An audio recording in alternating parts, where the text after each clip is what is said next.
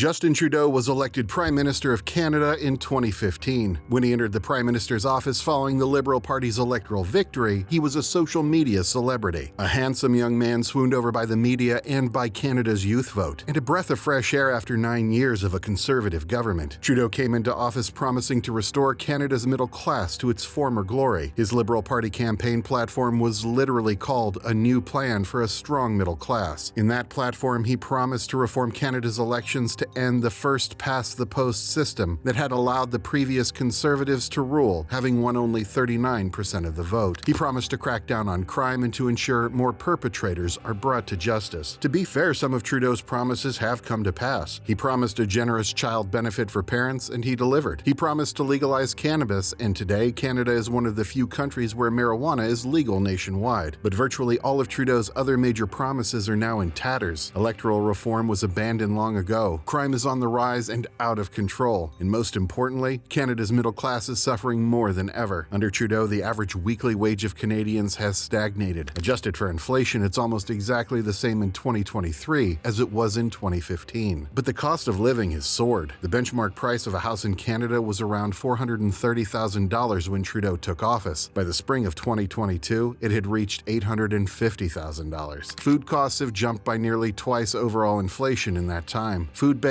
use is exploding, homelessness is soaring, and poverty threatens to overwhelm Canada's cities. Recent data shows that Canada's income gap, the difference between the richest Canadians and the poorest Canadians, is growing at a record pace. Many of the problems Canada faces today began building before Trudeau came to power, but under his watch, they've become much, much worse. Canada's middle class was suffering before Trudeau came to power, but today, it's dying. So how did Canada get into this mess? How did Justin Trudeau make things worse? And what comes next for this once great nation? In this video, we will answer these questions, but before we do, don't forget to subscribe to this channel to get notifications on all our latest news and analysis. And if you like this video, hit the like button and help us spread the word. Justin Trudeau isn't the first Trudeau to be Prime Minister of Canada. He is the son of Pierre Trudeau, who ran the country for most of the period between 1968 and 1984. Pierre was a controversial figure. Loved by some, hated by others, Pierre Trudeau reshaped Canada in many ways. And one thing is undeniable. The economic situation he left behind was a disaster. Trudeau's legacy of 16 years of deficit spending left Canada in such a deep financial hole that it took decades for successive governments to fix the problem. Following Pierre Trudeau's retirement, Canadians suffered through years of high taxes and reduced government spending so that Canada's massive budget hole could be plugged. In the mid-1990s, Canada's public debt was so huge that the Wall Street Journal declared the country an honorary member of the Third World. For Pierre Trudeau, there was no political goal that couldn't be achieved by throwing money at it. During his time in office, government spending grew from $4,195 per person to $7,474 per person in inflation-adjusted terms. For decades afterwards, government spending remained steady at those levels until Justin Trudeau took over and began making his father's mistakes all over again. Under Justin, government spending grew from $7,981 per person to $11,361 per person by 2021, and that doesn't even include the massive stimulus spending spree Canada went on during the COVID pandemic. To be fair, some of that spending has made life better for some Canadians. The Canada Child Benefit, which offers low-income families monthly money for each child in the household, has reduced child poverty greatly, yet much of the rest of that spending is wasted money. When it comes to blown budgets, Trudeau's Liberals are in a class of their own. Take, for instance, the Trans Mountain Oil Pipeline project. Trudeau's Liberals bought the project from a private company in 2018 for $4.5 billion.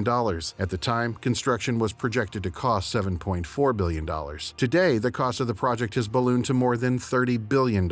So long as interest rates were low, Canada's federal government could keep borrowing with minimal cost to taxpayers. But once inflation took off and the Bank of Canada started raising interest rates, it became clear that Trudeau's deficit spending would have a major impact on the country's finances in the future. For most of Trudeau's time in power, the government of Canada could borrow money for less than 2% in annual interest. During the pandemic, it could borrow for under 0.5%. But today, the interest rate on 5-year Government of Canada debt sits at 4.2%, 8 times as high as during the pandemic and the highest level in 16 years. Canada is headed for a debt crisis, a repeat of the Pierre Trudeau years. And Justin Trudeau's government knows it. That's why they've started raising taxes. It's an attempt to get ahead of the problem before it gets worse. But the tax hikes this government is bringing will be disastrous for Canadians. In 2023, Canadian households households and businesses are going to see 5 different federal tax hikes. Businesses will have to shell out some $5,000 extra per employee on average in payroll taxes. Drivers will have to pay an extra 14 cents per liter at the gas pump, the equivalent of 53 cents per gallon, to cover Trudeau's carbon tax, part of his efforts to move Canada away from fossil fuels. This from a government that's spending $30 billion